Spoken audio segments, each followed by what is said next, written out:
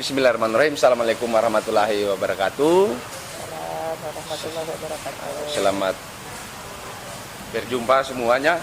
Saya sebelumnya selamat datang di Henry Majid Bu, di konten YouTube kreator yang juga sejak lama berbicara mengenai perihal masalah pelik yang ada di bangsa Indonesia ini. Sebelumnya perkenalkan, sapaan karib saya terhadap ibu ini adalah Ibu Nur. Selanjutnya nanti akan secara pasti dijelaskan oleh ibu ini perihal profil dan juga mungkin kita bisa share pengalaman-pengalaman di Indonesia ini sejauh ini dan kedekatan ibu dengan honorer-honorer yang ada di sini. Saya sebelumnya Bu mau tanya ini, untuk di honorer ibu dalam kapasitas sebagai apa di K2? Oke, langsung? Siap. Baik, bismillahirrahmanirrahim. Assalamualaikum warahmatullahi wabarakatuh. Waalaikumsalam. Nama saya Nur Baiti. Ya. Saya dari koordinator K2 seluruh Indonesia. Koordinator K2 seluruh Indonesia. Iya, kebetulan saya K2 dari DKI Jakarta. Oh, DKI Jakarta. Ya, kebetulan hari ini saya hadir di Tengah Sultra karena memang sedang pengawalan terhadap teman-teman K2 Provinsi Ya. Sulawesi Tenggara. Sepak terjang dunia perjuangan saya dimulai dari tahun 2014. Ya. Alhamdulillah dari 2014 sampai sekarang masih konsisten berjuang bersama teman-teman seluruh Indonesia. Ya, baik itu dari tenaga guru, kesehatan maupun penyuluh dan tenaga administrasi. Dari perjalanan 2014 sampai hari ini pun kita alhamdulillah sudah banyak teman-teman kita yang kita hantarkan menjadi CPNS. Dan bahkan kemarin terakhir kita antarkan mereka menjadi P3K, yaitu pegawai pemerintah perjanjian kerja. Oke, saya mau ini Bu. Sebelumnya saya pengen Ibu menyuraikan secara jelas, secara detail sejarah kronologi dari K2 ini Bu. Oke. Supaya orang masyarakat tahu, oh ini sebenarnya yang menjadi. Termasuk juga dengan hambatan-hambatan kenapa banyak tiba-tiba masyarakat Indonesia tiba-tiba banyak yang mengalami peningkatan. Kita dalam kapasitas Republik Indonesia mengalami peningkatan terhadap K2 atau honorer ini. Sebenarnya yang disebut dengan honorer K2 itu adalah honorer yang bekerja di instansi pemerintah secara terus-menerus yang dilindungi oleh PP 56 dan 48. Ya. Honorer K2 ini mereka bekerja di instansi pemerintah dari berbagai profesi. Ada guru, kesehatan, penyuluh, dan tenaga administrasi. Nah, mereka batas kerjanya atau yang kita kenal dengan TMT itu adalah 3 Januari 2005. Dari sejak 2005 berarti? Iya, jadi batasan yang disebut K2 itu adalah 3 Januari 2005. Lewat dari 3 Januari, misalnya tanggal 4 Januari 2005, itu bukan lagi K2. Gitu. Jadi sesuai dengan PP 48 dan 56, batasnya adalah sampai 3 Januari 2005. Yang bekerja secara terus-menerus sampai saat ini. Artinya tidak terputus. Silakan. Ya, sampai saat ini ya. Nah, K2 ini juga sama, serentak seluruh Indonesia pernah mengalami ujian nasional bersama. Itu pada tanggal 13 November 2013. Mereka diumumkan pada tanggal 10 Februari 2014. Pada saat pengumuman itu mengalami 6 kali pengunduran. Artinya waktunya diulur-ulur. Dari tanggal 2 diulur lagi sampai 6 kali pengumuman itu diundur. Nah, dinyatakan kenapa kami protes dengan adanya kebijakan pemerintah yang tidak berkeadilan. Yang pertama, pada saat pengumuman tidak adanya passing grade nilai. Jadi tidak ada nilai. Itu tentu merugikan ini ya? Sangat rugi. Sekarang gini, jangankan kami yang nggak lulus, yang lulus saja kalau ditanya nilainya berapa mereka nggak tahu. Terus yang kedua, banyaknya yang lulusan dari 2014 kemarin, itu banyak yang sudah tidak aktif bekerja. Ya. Artinya mereka bukan K2 tapi dinyatakan lulus. Nah, inilah yang kita protes kepada pemerintah. Sampai pada bulan Agustus 2014 kita minta kepada Menpan saat itu Azhar Abu Bakar, minta teman-teman yang dinyatakan tidak lulus ini tolong diakomodir kembali, jangan dibuang begitu saja. Maka muncullah SE Kemenpan di bulan Agustus tahun 2014 tentang verifikasi dan validasi data yang disertakan dengan SPTJM atau Surat Pernyataan Tanggung Jawab Mutlak dari Kepala Daerah, untuk dilaporkan ke Kemenpan Saat itu, data K2 pada tahun 2014 sebanyak 439.956. Itu banyak berarti. Banyak. Nah, seiring waktu dari 2014 sampai saat ini sudah banyak perubahan-perubahan. Di tahun 2018 kita demo besar-besaran. Saat itu kita demo besar-besaran meminta teman-teman yang usia di bawah 35 bisa direkrut menjadi CPNS. Saat itu terbukalah peluang 80.000 yang di usia di bawah 35. Nah, kemarin keluarlah PP 49 tahun 2018 tentang manajemen P3K. Sampai akhirnya ikutlah kurang lebih 51.347 teman-teman ikut mengikuti seleksi P3K dari tahun 2019. Di Februari 2019 diumumkan di akhir Februari, tapi baru kemarin mereka berproses SK dan NIP-nya. Jadi hampir 1 tahun mereka dinyatakan lulus oleh pemerintah, baru 1 tahun berproses kepada NIP. Gitu.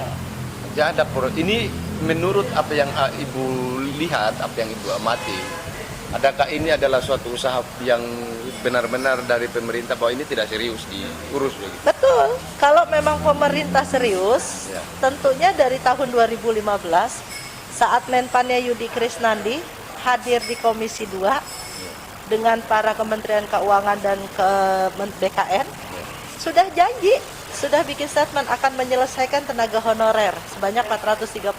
Sudah dibuatkan roadmap-nya, sudah ada anggarannya. Dalam per tahun itu kurang lebih 23 triliun. Tapi lalu itu kemudian tidak berhasil. Tidak berhasil.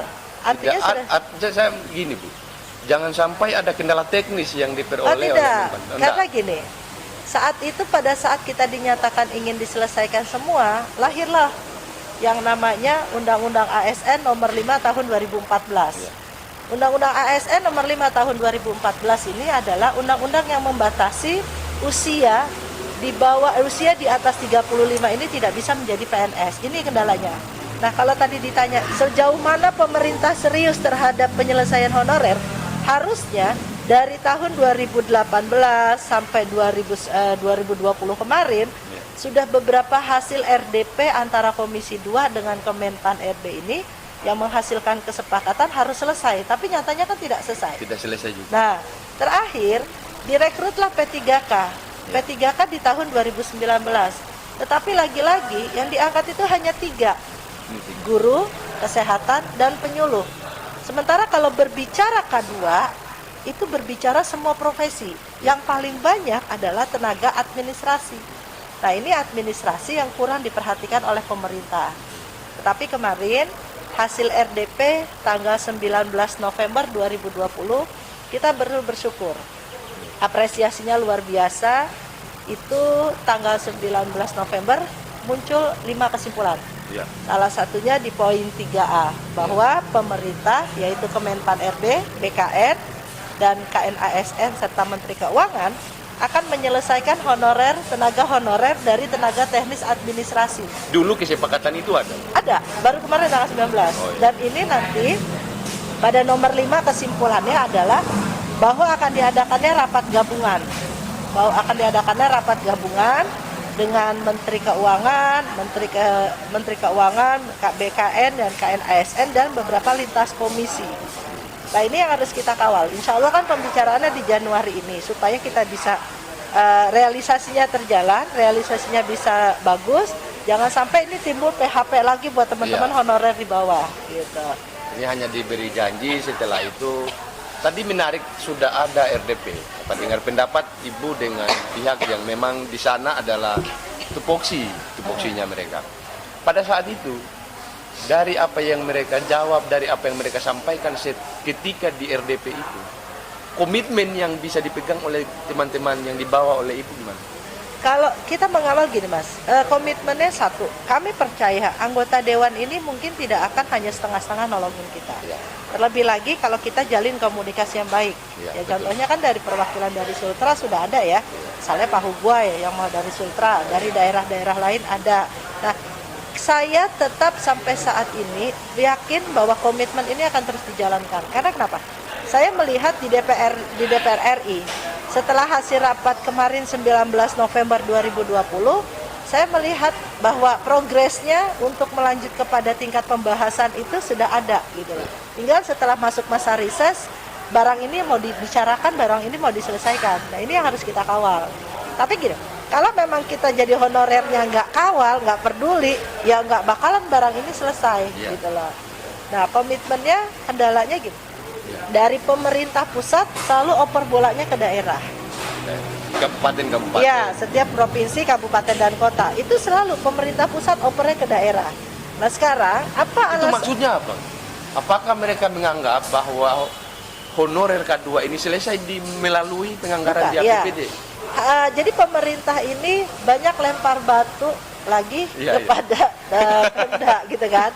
Karena apa? Karena dianggap honorer ini bebannya daerah, bukannya pusat. Pusat hanya ngurusin ASN, padahal salah. Tetapi kemarin dari Menteri Keuangan jelas bahwa di Kepres nomor 38 tahun 2020 tentang penggajian 98 nomor 98 tahun 2020 tentang penggajian P3K, bahwa alokasi anggaran penyelesaian honorer menjadi P3K itu dibebankan oleh negara. Tetapi pusat ini nggak berikan sosialisasi yang baik kepada daerah gitu loh. Jadi banyak daerah yang menganggap ketika angkat honorer menjadi P3K jadi bebannya daerah gitu loh. Nah ini kan harus ada sebenarnya sosialisasi terhadap daerah. Menurut pengamatan Ibu, nasib yang sedang dialami oleh tenaga honorer ini, yang Ibu baca, apakah ini, mohon maaf ini pada semua tenaga honorer juga, apakah itu bisa menjamin dengan adanya suatu, ini kan masalah yang ada di bangsa ini yang juga agak pelik kan, masalah terkait dengan ekonomi. Di situ ada UMR. Di tenaga honorer, seperti apa yang tadi yang saya simak itu, bahwasannya Ibu selalu menyampaikan secara terang-terangan bahwa berarti ada suatu perbedaan yang dilekatkan oleh negara ini, dalam hal ini Kementerian Menpan itu, kepada tenaga honorer dibanding dengan PNS. Bahwasannya yang menjadi, atau ini kan kita melihat bahwa ada perbedaan yang diberikan oleh negara kepada tenaga honorer ini. Ke depan kalau Ibu bisa menilai apa kemungkinan nasib daripada tenaga honorer ini gimana? Dengan gaji yang katakan, mohon maaf ini di bawah rata-rata, dengan tentunya dengan semakin banyaknya harga naik misalkan, itu sebanding atau tidak? Kalau dibilang antara perbandingan atau tidak, jelas jauh Mas. Jauh. Kalau PNS sejahteranya sudah 2 kali bahkan berlipat-lipat kali dengan honorer ya kan.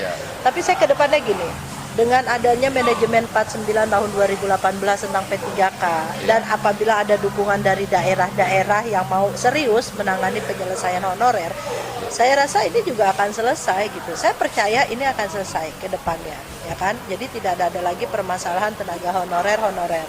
Yang pasti gini, ada jalin komunikasi yang baik lah antara daerah kepada pusat juga kepada daerah tentang bagaimana kita memberikan satu informasi bahwa tanggung jawab kebutuhan honorer ini bukan hanya menjadi tanggung jawab dari daerah, tapi juga pemerintah pusat karena mereka hadir dalam bekerja. Nah kalau dibilang dari segi penghasilan, bagaimana antara honorer dengan PNS, ini kan bagaikan langit dengan bumi, ya kan, beda. Banyak kawan-kawan saya yang memang kerjanya itu sama, beban kerjanya sama kayak PNS, tetapi penghasilannya jauh.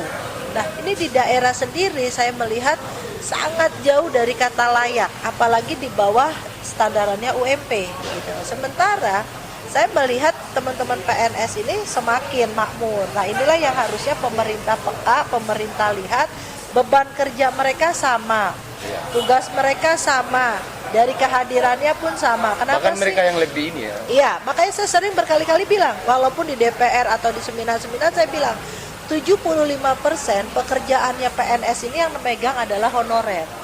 Itu banyak. Nah semacam gini, di daerah saja misalnya saya ambil contoh dalam satu sekolah itu bisa ada 8 guru, taruh 6 kelas guru kelas, 2 guru agama dan olahraga, 1 mungkin dengan kepala sekolah, jadi ada 9. bisa jadi satu sekolah ini hanya ada PNS-nya 3, selebihnya honorer. Berarti kan beban kerjanya lebih banyakkan honorer. Harusnya ini menjadi peka. Begitu juga di perkantoran. Satu bidang, satu ruangan, satu bidang misalnya dibutuhkan 20 orang. PNS-nya mungkin ada 5, 15-nya adalah tenaga honorer.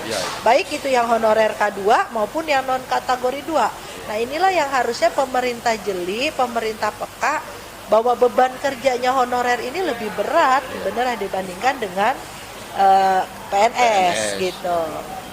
Dari beban kerja dan tidak sesuai dengan apa yang mereka Betul, dapatkan. pasti. Nah, ya. Oke, saya mau ini harapan Ibu terhadap kementerian yang terkait apa?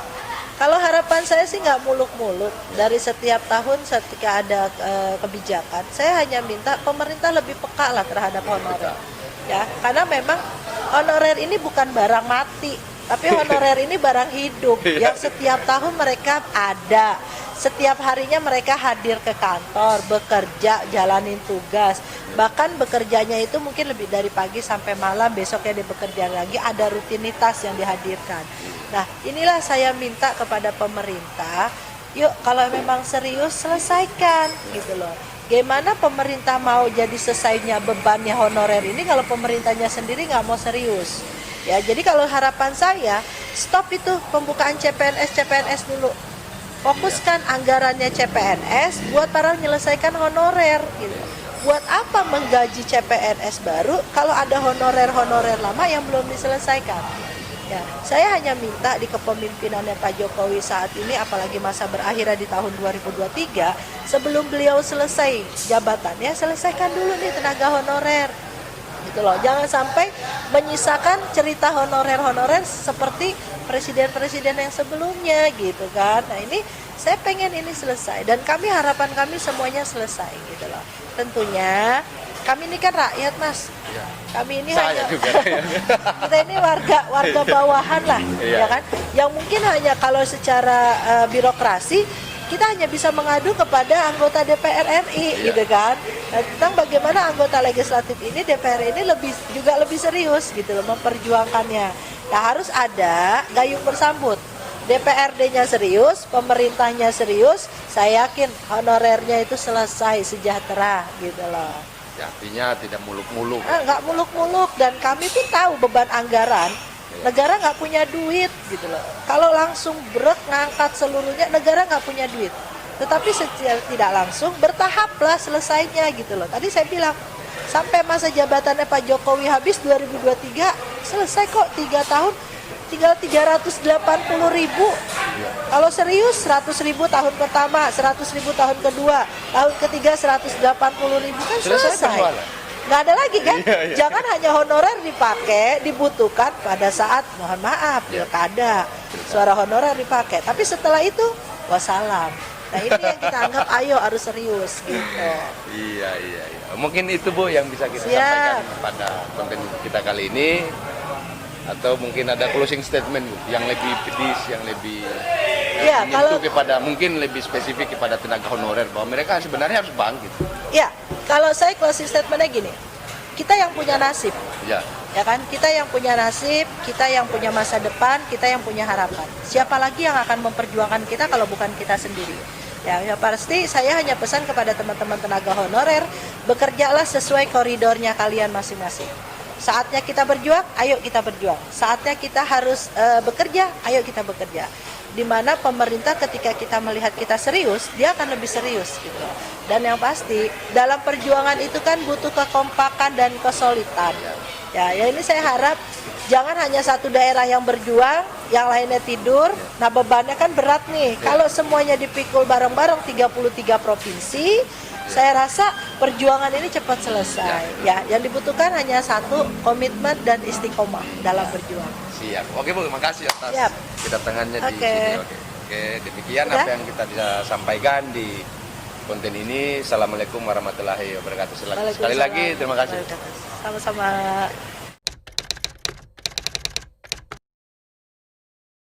Semuanya, saya sekarang sedang bersama Ibu Sen.